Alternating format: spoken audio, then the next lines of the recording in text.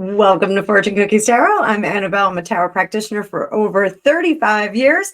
And in this video, we're talking about toxic brides. Coming right back with Anne Boleyn.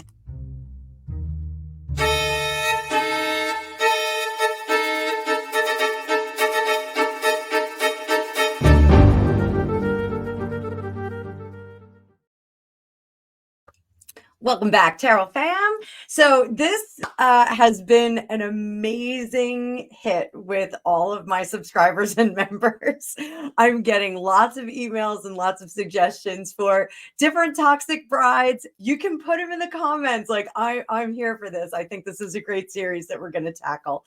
So today we're going to talk about Anne Boleyn. Now, I don't know if Anne Boleyn is actually a toxic bride. She may have been a toxic bride. She may have been manipulative, but we're going to check it out. Like we did in the Amber Heard video, we're going to look at the need, the trap, the ruse, the cataclysm, we all know what that was for Anne, and the fall and failure. So we'll take a look at all of those things. But as always, thank you so much for being here. It's my favorite part of the day. Please like, share, and subscribe. If you'd like your own magical reading, you can book one at the link below or in my about section. And if you'd like to learn how to read cards like me, you can become a member of my digital academy, where I have a Lenormand course, a free tarot course, and coming soon, we're going to have Tarot 101. So I'm going to be finishing that up hopefully this weekend. It is band competition season, so I've been up to my neck, and I'm also the proud new owner of a herniated disc. So I'm working on that in physical therapy. So I'm going to bring up the card view and we will get crack-a-lackin' on Anne Boleyn. All right, Tarot fam. Now I have a few different decks here. I've got my Magicians and Martyrs over here. I've got the Pulp Tarot here, and I have this Golden Renaissance Tarot. I'm not sure which one Anne is going to like, but we're going to give the Golden Renaissance a chance first. And then I've been killing it with that Pulp Tarot, so we may jump over to that. So just to give you a little bit of background, for those of you that didn't study English history like I did, Anne Boleyn was born sometime between 1501 or in 1501 or 1507. Some trouble reading the documents there. She was the daughter of Thomas Boleyn, who was later the Earl of Wiltshire and the Earl of Ormond, and his lovely wife, Elizabeth Howard, who was the eldest daughter of Thomas Howard, the Earl of Surrey, and the future second Duke of Norfolk. I believe he had some other titles, and I apologize. His first wife was Elizabeth Tilney. So again, the date of Anne's birth is unknown. We're not certain about that.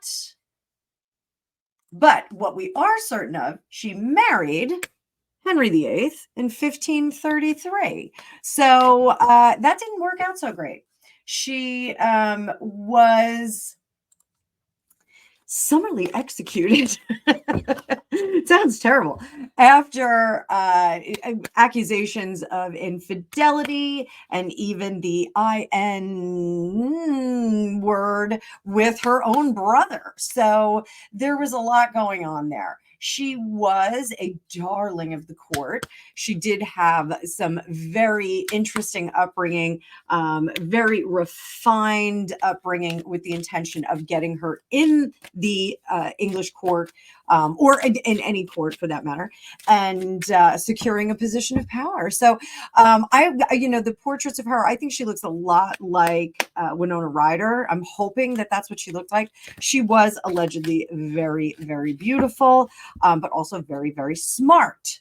So Henry VIII was still married to, and I apologize, Catherine of Aragon, when Anne got involved in the whole thing. So, Catherine of Aragon, that's a whole other story. She may be a questionable toxic bride too, because I know she was kind of a thorn in Henry VIII's side, and was one of the only wives that escaped relatively unscathed. So there were 6 wives. There's a fantastic book called Six Wives of Henry VIII if you want to read up on the individual brides of Henry VIII. But Anne Boleyn was a maid of honor in Catherine of Aragon's court.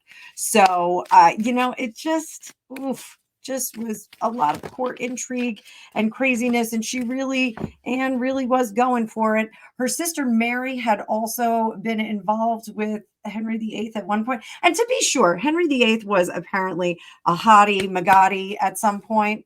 So they formally married on the 25th of January. And on the 23rd of May, 1533, same year, the Archbishop of Canterbury, Thomas Cranmer, declared Henry and Catherine's marriage null and void. So 5 days later, he declared that Henry and Anne's marriage was valid.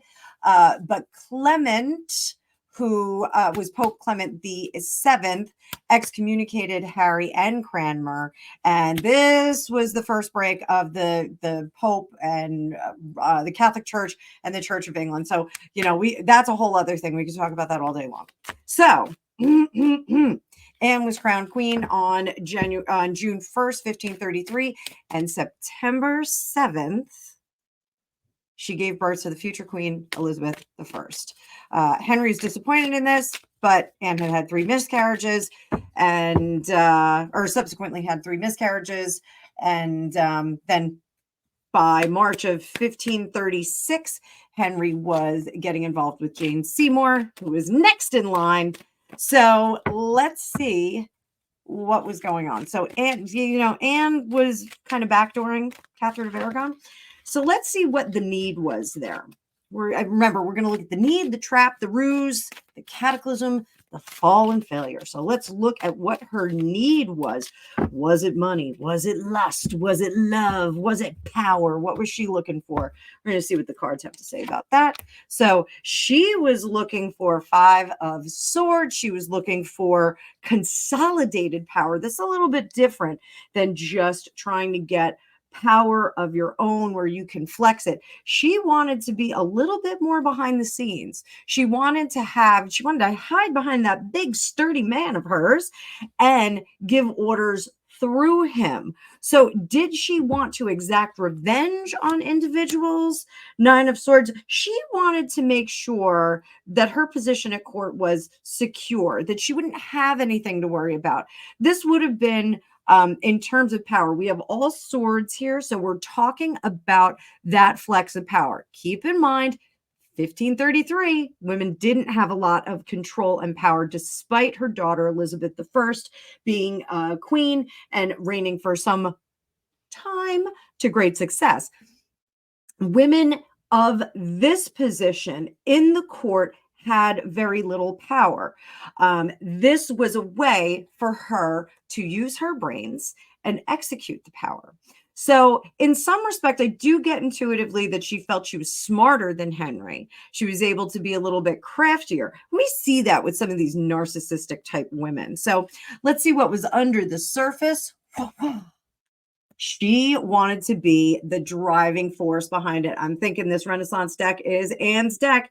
We've got the King of Swords. So here, she wanted to be that driving source behind not the governing of the country, not the governing of England and its territories, but she wanted to be the power, if that makes sense. She didn't want to lead. She wanted to be able to control things from a higher place in the society and in the culture. So neat stuff, neat stuff. So hang on. I got a big sneeze coming.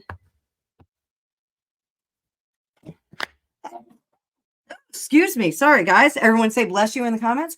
So what is behind her? Happy home. Trying to find a place where she can take her breath and relax. She wanted to be able to be on top of this, in control, having the machinations, the politicalness of being in a family. She wanted that to be in her span of control. So that is one thing that's very interesting about her.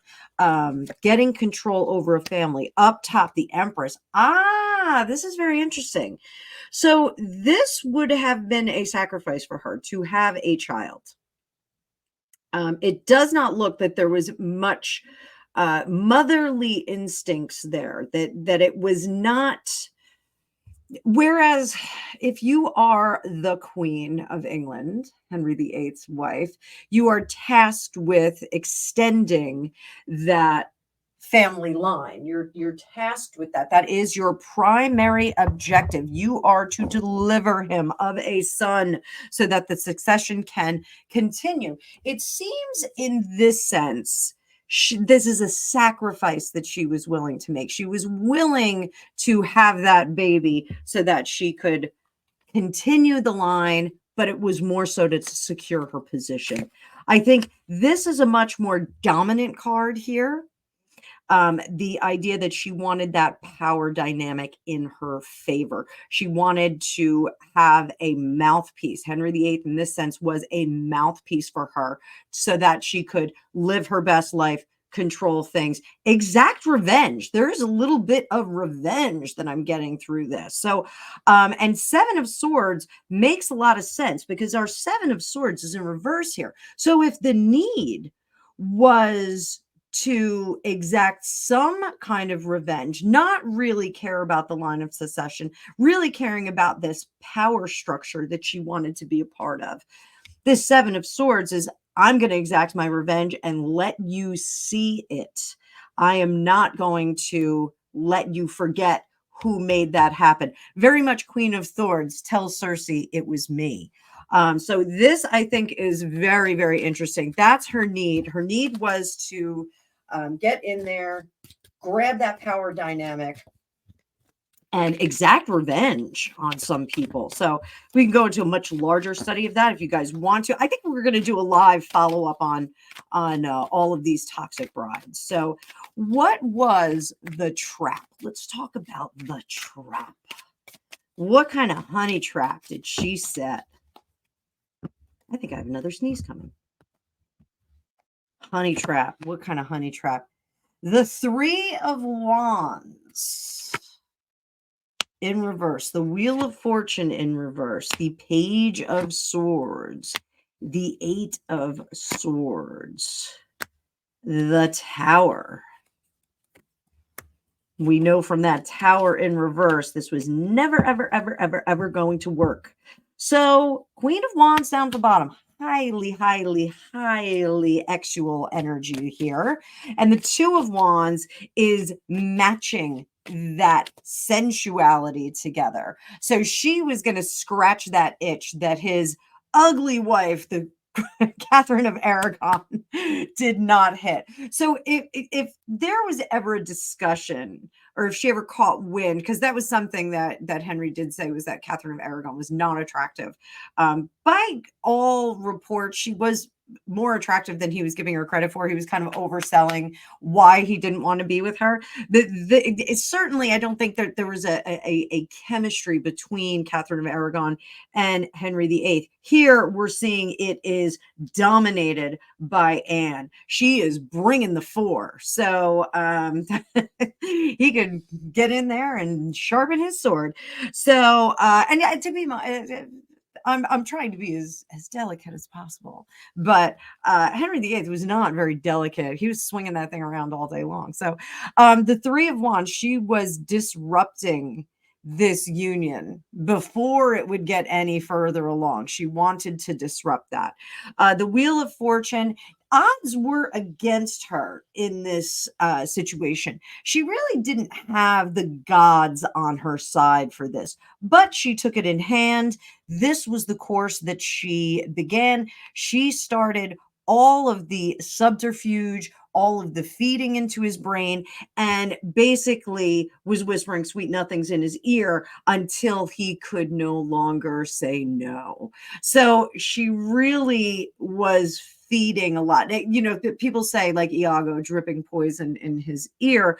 I don't think that he needed that much poison, quite frankly. I think he was ready to hop in the sackaroonie with anybody and, have a sword fight. So it really didn't. She did a lot of talking. She did a lot of, manipulating with speaking to him and telling him how important it was that his needs were met, that he needed someone who could match his intellect, and that she would be the one. Together they would rule. Together they would be the most intelligent court in the world. She was kind of selling that.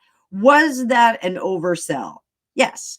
She forgot that there were people around him that were going to see this. So there were individuals that witnessed it. Perhaps Sir Thomas More was one. Asked me on another video about my Sir Thomas More moment when I was in Westminster Abbey. I had a profound moment there, standing on the spot that he was that Henry VIII condemned him to death. It was a very, very crazy moment in my life.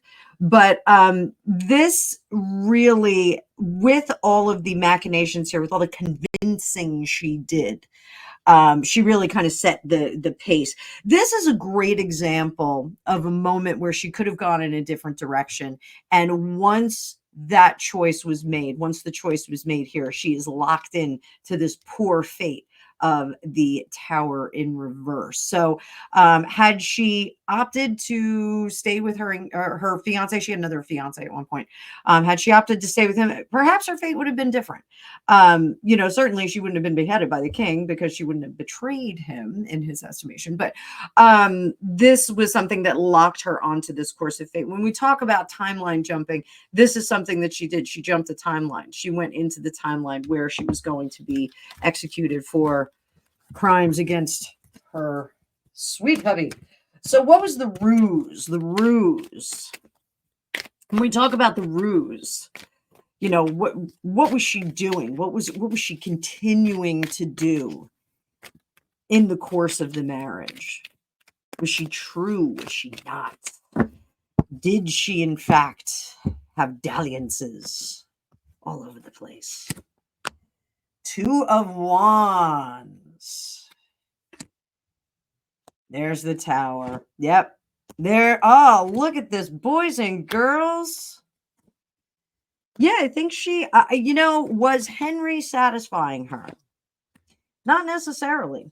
She was a very intense sexual energy here. So under the surface, like part of the ruse was being on top, not to be too randy, but being on top. He was not satisfying her. I'm sorry, I'm getting very suggestive here, guys. But, that was what led to her downfall, where she sought out other partners. Here, the coming together, not coming together, but the coming of them together. I got really, really naughty there, didn't I? This was not satisfactory. And this sent her into another direction with other people where her needs perhaps were more met at the fore. But that was outed by those individuals who didn't trust her in the first place. And it was against her better judgment. So the failure of Henry, when you're working so hard sexually to keep your sweet honey sweet, if you're not getting your rocks off, what's the point of being there? You get kind of sick of that. Eventually, you're going to want to seek out somebody else. So the cataclysm. Let's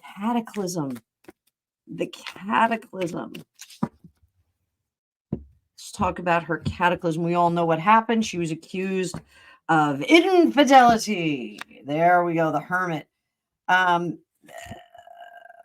Eight of Coins, not working anymore. Queen of Cups, after the fact, she got sweet again, but she was on the outside. Nine of Wands, that's her locked up. And there's the Tower. And there's the Three of Wands. So nary a person to come to her aid. She really was. After everyone watched the episodes with Catherine of Aragon, what happened to Catherine of Aragon, how poorly Henry VIII was treating her, and how he was so resistant to anyone who was supportive of her or supportive of the idea of her having any legitimacy in his world, in the kingdom. It really was unpalatable for folks to come to the rescue or the defense of Anne Boleyn. She was declared an adulteress, and that was going to not be up for discussion with Henry VIII. You're either with him or you're against him. There was no middle ground with him. So she really was abandoned. There was no amount of fixing this. There was no data that she could provide, no proof that she could provide that would, this was a guilty until proven innocent kind of situation. So what she did was she fell back on dedication to the crown and king.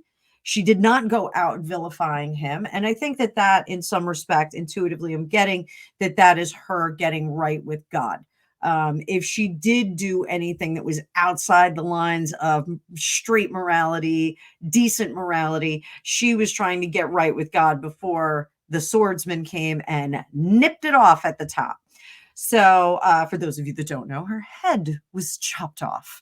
And she asked for a swordsman rather than an axeman because she wanted something much more elegant, and was hoping that would happen much more quickly with the swordsman. So horrible thinking. But I'm so glad these are decisions I don't have to make. But she fell back into the reverence and the glory of Henry so that she could get those keys to heaven, I think, when the whole thing happened. This was something that she could consider when she was in literally the tower. She was in the Tower of London. The Five of Coins, it was then that she realized that she really was SOL, and that no one was going to come to her rescue. No one was going to come to her defense on this. And she resigned herself to her fate. This is the Cataclysm. She very, very quickly understood that, and possibly because of the power dynamic that she was trying to tap into. If that power dynamic was so incredibly seductive, and she knew how secure it was and what being behind the voice, behind the power would entail, she would understand that if there was resistance, if there was no help being offered, that basically you have to resign yourself to your fate. So she did. So there we go. So now the fall and the failure. So Anne Boleyn is an interesting character because she's not typically vilified by the general academia that studies her. No one really has like, oh, she was a terrible person. She was making Henry cheat on his wife. I'm doing it right now, but I am doing it right now. But she's seen more as a victim of a megalomaniac. But I don't even know if we could call Henry a megalomaniac. Spoiled, rotten King Henry, because he was seeking what he wanted. He wanted a woman that would provide an heir, and he was going to run through them like a train. I'm sorry, I had to say that too. I'm gonna have to put like a warning on this video. So,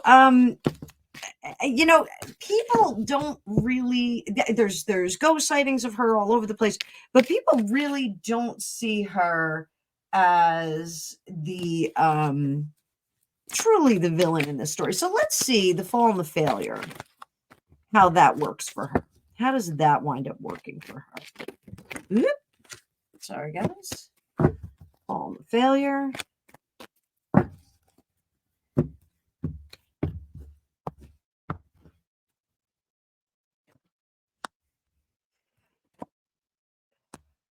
There is more sweetness that we see of her. Her legacy is more sweet, and someone who was really bound by the situation. Her beauty, her seductiveness was a weapon that was used against her. It was something that she was unable to control or deal with. She was locked in by it. But we tend to see her, especially because of the legacy of her daughter, Elizabeth I, we tend to see her as more goodly than not. The preservation of her reputation as goodly is based on her daughter, Elizabeth I. The Knight of Swords, she was not able, due to the times, and again, this is legacy, she was not able to really flex her intellectual power. She was a woman born to the wrong time.